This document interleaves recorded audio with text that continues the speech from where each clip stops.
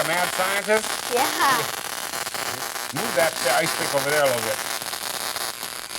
Okay, now bring it closer. And bring it back away again. Okay, here I'll turn off the spark and turn on the lights here so we can sort of see what we're doing.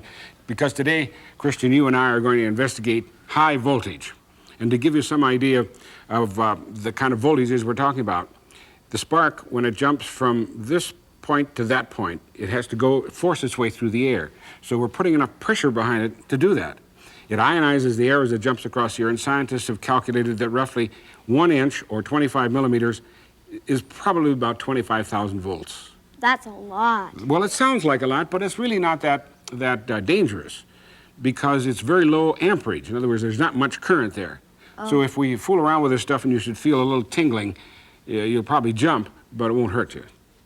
Okay? Now, take this clamp. You see that piece of plastic down there? Yep. Put it down on the side. Okay, and I'll put the other side over here. Now, I'm going to turn out the lights first, and then I'll turn on the current, okay? Here it comes. Wow, that looks like lightning. Doesn't it? It looks so... Oh. Now, what I've sprinkled on top of that piece of plastic is some iron filings. So can you tell me how we have a spark that's 5 times as long as the other one? Because then the electric current would jump from one iron filing to the other. Right. So actually, it's a spark that has a lot of holes in it, right?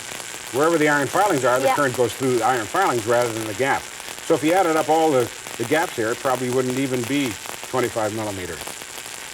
Okay, let me turn that off, turn the lights back up again so that let's get rid of this. Because now we're going to investigate how we use high voltage in everyday life.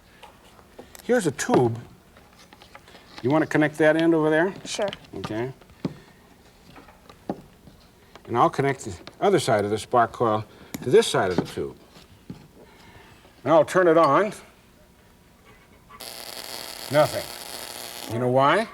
Because the spark gap is too wide. Remember I said this one you got maybe 1.5 inches or 35 millimeters, something like that. Well, I've moved these far apart. But notice those are tubes, and I have a tube that's going down here to the floor, and down below I have a vacuum pump. Oh, so that would suck in all the air, right? Suck out the air. Suck yeah, out. Take out the air. So watch what happens now. I'll turn it on, then I'll turn on the vacuum pump to pump out some of the air. Okay? And I'll turn the lights out too so you can see it better. Here goes the vacuum pump. Wow. See how it streams across there? Now, why should it jump way across like that? Just because we take the air out. I suppose there's no air molecules in there. Right. So that would there make are it fewer, easier. at least. Fewer, yeah. Yeah, so we made it an easier path for the electricity to go across there. So it's much easier for the spark or the electricity to go across when you take away some of the air.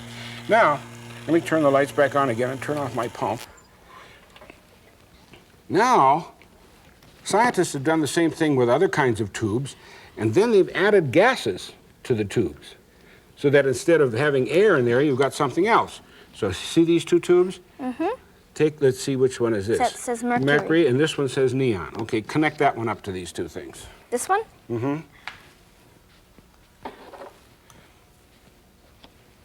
Oops. In other words, the air has been taken out of these and neon gas put in there. So now when you send the current across there, watch what happens. Change. Colors maybe. Wow. Yeah. That's orange. Yeah, an orange color. And that's because the neon molecules are actually excited so much they give off that orange light. So that's like neon. Okay, now try the other one. Is it off? Yeah. Yep. This one says mercury. Mercury. This one might be a different color. Yeah, it's blue. Yeah, bluish, isn't it? Okay, now I have a couple of puzzles for you. Remember, the blue one was what? Mercury. And the red one? Neon. All right.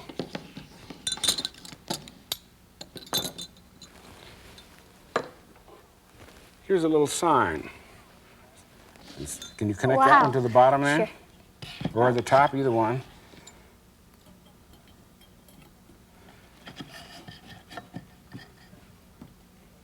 See what it says on the sign? It says guess. Guess. Wait till I turn it on, you'll be able to read it a lot easier. Wow, that looks, it must be neon because it's same color. Same color as that, yes. In fact, that you've seen neon signs before. Usually Yeah. it says Eats or, you know, Joe's Diner or something. Cafe or well, all something. they do is take some glass tubing and bend it into the right shape using heat, and then extract the air and put neon in there and put a high voltage on it, and away you got a glowing red sign. That looks like very attractive. Like Yeah. you really look at it. Okay, let's, so now you should be able to suspect, I think, what's going on with the next gas. And here it is right inside here. That looks like one of those light bulbs. Yes, fluorescent light bulbs. it's a fluorescent light bulb. I'll turn it on, flick the switch here. What kind of gas do you suppose is in there? In this one, mercury, because Mercury. it's blue. Oh, I see. Well, let me stop you a minute. They pump out the air, they put some mercury in there. When the high voltage goes across here, it vaporizes the mercury, so you have the vapor, the mercury is actually in here. Oh. Then when the mercury gets excited, it sends out ultraviolet light, which hits a coating on the outside of the bulb. And it's the coating that glows, that fluoresces. That's why it's called a fluorescent bulb. Oh, I see. See, so here, this is another common example of using high voltage in everyday life. Now there's one other thing that's kind of fun to do, and that is, we'll connect these up again. Okay. Here's your side. It's off, don't worry.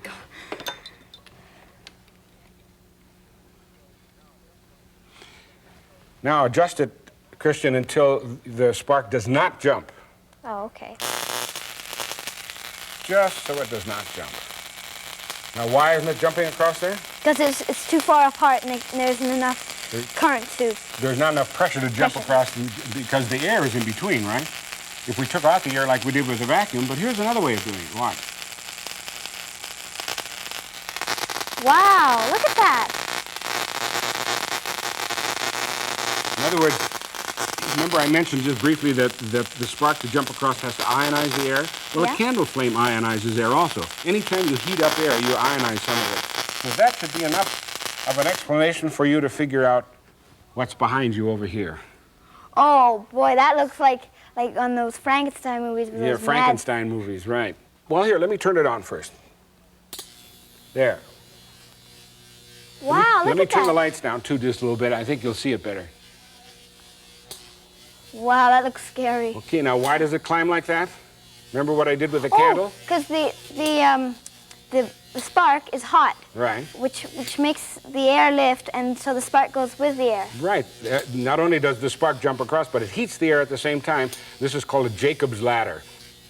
So the next time you see one of those Frankenstein movies or mad scientists, well, you'll know why it is, because high voltage is climbing up the thing because it ionizes the air.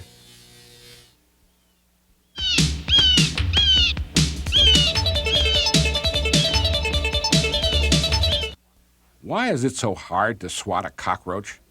They seem to know when a blow is coming and scurry for cover. Well, they explore their world with those two long antennae at the front. But see those two short hairs at the back? The slight movement of air ahead of your blow is detected by those hairs, which sends a signal not to the roach's brain, but directly to its legs. The roach runs for cover without a second thought, or even a first thought.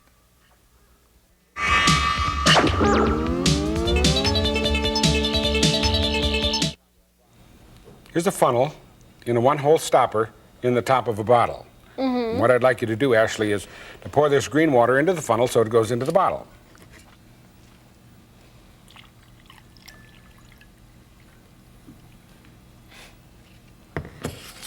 If it stops like that, I can put this little wire in to get it going. There it goes. Oh, weird, like it's burping. Yeah, it's splattering water. It's like a all over the place. volcano. This is why I call it the burping bottle. Wait till it gets near the end, then it sends up a nice little blob of water. Watch. One more. There it goes. Oh, weird. Yeah, isn't it weird? Now, why does it do that? I have no idea. Well, now think. You poured water in the funnel, right? Right? Water starts down the funnel. Well, I imagine that the water would come down, right? And then it would build up the pressure to send the air up there. Right. So every once in a while, when the pressure gets great enough, it sends a bubble of air up there, and that's what makes the burp. Anyway, this is kind of fun to do, and it's relatively simple. And you can have fun with a burping bottle.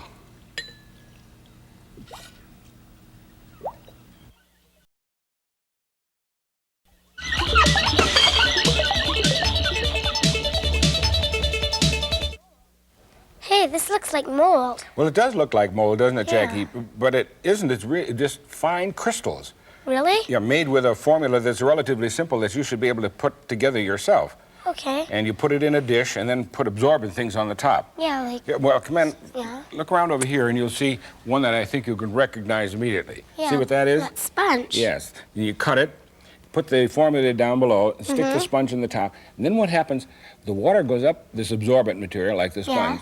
Then when it gets to the outer surface, the water evaporates, leaving a crystal behind. Yeah. And that's how the crystals form all over the top. Yeah, and then they start going everywhere. This one was 1 day old, this one was yesterday, and that one was Yeah. a couple of days ago. And they're very delicate. You see how easily Yeah, they fall they sure apart? are.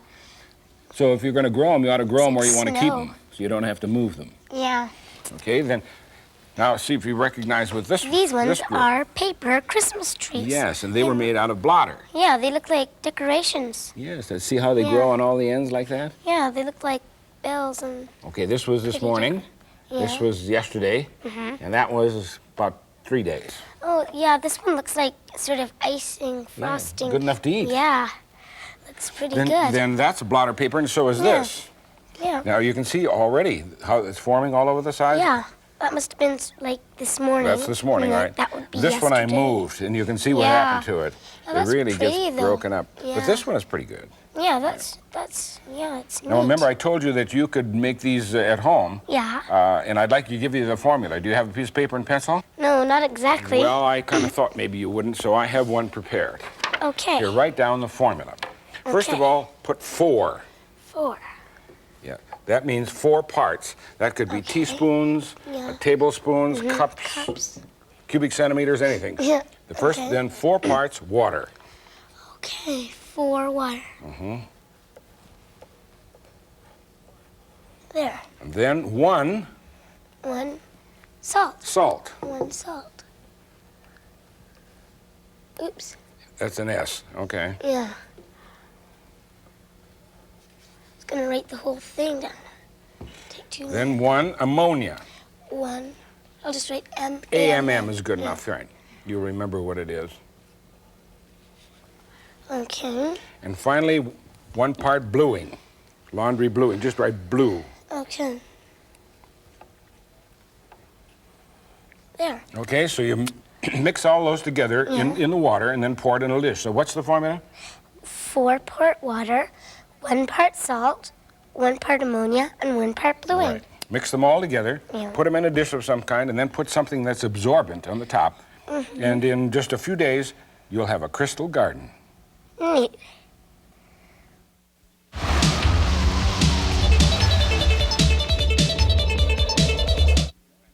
A modern scientific adventure actually began more than 100 years ago. That's when one of the most famous naval battles of modern times was fought during the Civil War. The iron-plated Merrimac of the South against the all-iron Monitor of the North. Unfortunately, after the Civil War, the Monitor sank in a storm somewhere off the coast of North Carolina. 100 years later, scientists at last located it on the bottom. Not long after, the U.S. National Oceanic and Atmospheric Administration began an expedition to recover this historic ship. They sent down a remote-controlled vehicle with a TV camera, which revealed the Monitor upside down on the bottom. Next, small submarines called submersibles were launched for a closer look at the wreck. They took detailed pictures to help plan for the main part of the project, sending divers inside the Monitor during the next phase, some 2 years later. This time, the submersibles were used to take divers down to the sea floor. They found the Monitor was overgrown with coral and sponges. In fact, it had become an artificial reef. Like a natural reef, it attracted fish, including a large grouper they nicknamed Sam. Fortunately, Sam was not dangerous, but was curious about the divers, who began to feed him.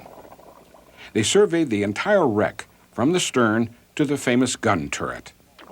They concentrated on a small section that was once the captain's cabin to collect what they could. They discovered the ship had been weakened from years of corrosion and from what appeared to be an explosion from a World War II depth charge. They concluded the Monitor could not survive a trip to the surface. As soon as artifacts were sent topside, scientists went to work. Each item was photographed, cataloged, and stored in plastic buckets filled with seawater. You see, after 115 years underwater, the artifacts would decompose rapidly if exposed to the air without special treatment.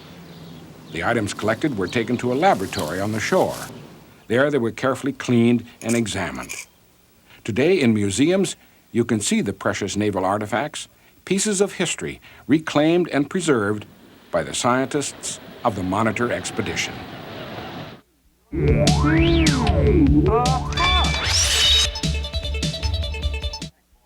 I have a plastic ball here, Stacy. Watch what happens to it when I throw a special throwing tube. Oh, it curves. See how it curves? Yeah, that's really neat. Here, I'd like you to do that. Are you a pretty good thrower? No. Well, I think with the help of the throwing tube, and once you understand the science involved, you might turn out to be better than you think. Here, hold the tube. Okay. Because here is a ball that I got some stripes around, okay? A baseball pitcher, when he wants to throw a curve, will hold it like this and give it a spin. Yeah. Okay, well, that's what this tube is going to do. Then you just throw the ball like this. See how it's going to give it a spin as it rolls down there before it leaves? Yeah. Okay, now what'll happen to the ball if it's turning like this and the air that it's flowing through is hitting it this way? Well, there's going to be more air pressure on this side. Right, because there's sort of friction right here. Yeah. And less on this side, so which way should it curve? Should curve over this way. Like that. If it's going in the other direction? It would curve over here to the Yes, left. because there's more pressure on this side, so it should push it that way. Then, if you take the same kind of ball and put little dents in it like this, just hollow it out with a knife or a screwdriver, and that ball begins to curve, what should happen? Well, the air gets caught in these little pockets. Yeah, so it should make it curve more. Yeah. Okay, well, let's try it. Okay. Here, you take that first one. Come on back here and see if you can throw a curve first one way and then the other. All right. Okay. That one was fairly straight. Try this one. Give it a little more wrist. Okay. Aha, that one curved to the right. Now, in order to make it curve the other way, what are you going to do? Throw it that way. Good one. Wow, that really went. But it's a pitted ball, too. It works Yeah, better. pitted balls work better. Now try one going the other direction. Okay. I thought you said you weren't very good. This helps a lot. Yeah, it sure does, doesn't it? Just a plain piece of tube cut off so that you can throw a ball so it spins as it goes through the air. Kind of an unusual kite, isn't it, Stacy? Yeah, that's really interesting. Isn't That's it? really neat. Well, it Never works. seen one of those Remember, it before. works on the same idea as the baseball curve. You know why they curve. With the high pressure and the low pressure? Yeah, well, now look. This part in the center acts as a sort of stabilizer. Yeah. Then notice there's a pivot on each end, and the string is like that. You see, so it can pivot. So this can start to turn. So as that turns, which place is going against the wind and which place is going with the wind? Well, the bottom is going against the wind. Against the wind, right? Yeah. And the top? It's going with the wind. That's it's sort of curved at Right. the top, too. So therefore, where would be the high pressure and low pressure? This would be the high pressure, Right. and this would be the low pressure. And if it's a strong enough wind, the differential is enough to make it fly. Oh. So here, try it. Okay. Give it some straight.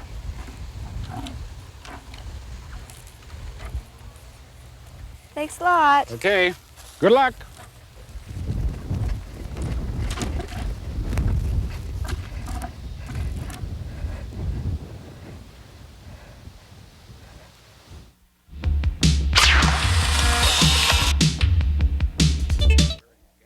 This man wearing a gas mask isn't a man at all.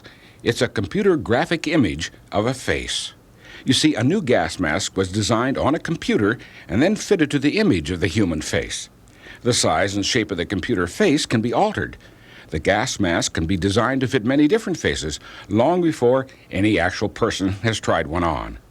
Scientists and engineers can design, test, and refine new equipment of all kinds with the help of this new General Electric graphic computer system.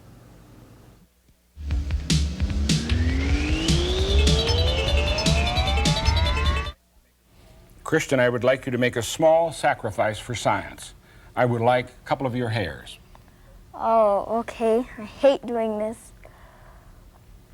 Got it. Okay. There you go. Let's put them down here where we can see them. I got 2. 2 hairs. Now, my challenge to you is, how thick are they? I don't know. I've never measured them. Well, you and I are going to do that today with a mirror micrometer. What does that mean? Well, micro means tiny or small, and meter means to measure. Right. So we're going to measure them with a Mirror micrometer, using a mirror, mirror. yeah. Right. And here's the mirror right down here. Now, see, here's a nail with a red string going through it, and it's coming over here and is going around a needle. And the needle is behind this mirror. And there's a rubber band holding it tight. Then what I want you to do is line up, go over here and look down, and line up the image of this thread with this one. through the mirror. Yeah, through the mirror. Okay, I would say right about there. Okay, let's mark that right now while we're here. Because there's nothing, I put one mark on each side, okay? Okay. Now, what'll happen if I pull this out like this and put something over there between the two mirrors? The angle will move over here, so this will probably come so over that'll here. go over that way. So first of all, we have to calibrate it. Okay. Come around over here. There's a stack of paper. Yeah. One ream, 500 sheets. How thick is it? Okay, let's measure. I would say 5 centimeters. Okay, that's 50 millimeters, okay? Now there are 500 sheets in here. 500 sheets? How much is one sheet worth? One sheet. Okay, Well, what are let's you going to figure do? it You're going to... Okay. So you've got 500 sheets. 500 sheets. And you've got 50 millimeters. millimeters. So this will have to be a decimal. Mm-hmm. So put a decimal in. Have to add a 0. Put a 0 in there. 50. Okay, that's 0.1. 1/10 of a 1/10. millimeter. Yeah. Right. That's why I chose this paper, because it came out nice and even. So one sheet of this paper is worth 1/10 of a millimeter. Let's take a little tear-off little piece. You go around and get ready to look into the mirror micrometer. See, Okay. now I marked the 0 plate as the space between those Right two. here. Right like that. Okay. Check it just to make sure. Is it there still? Yeah. Okay. Now I'm going to put one sheet of paper between the two mirrors. That's right there. Okay. Hey, Mark it changed. Okay. Nice.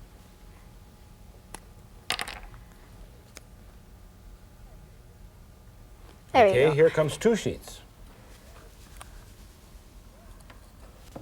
Boy, did it change. About there.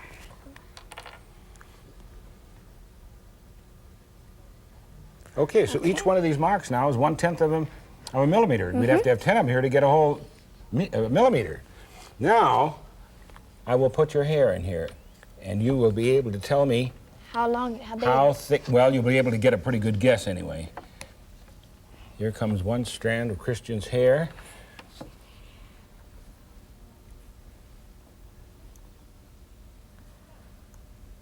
Okay.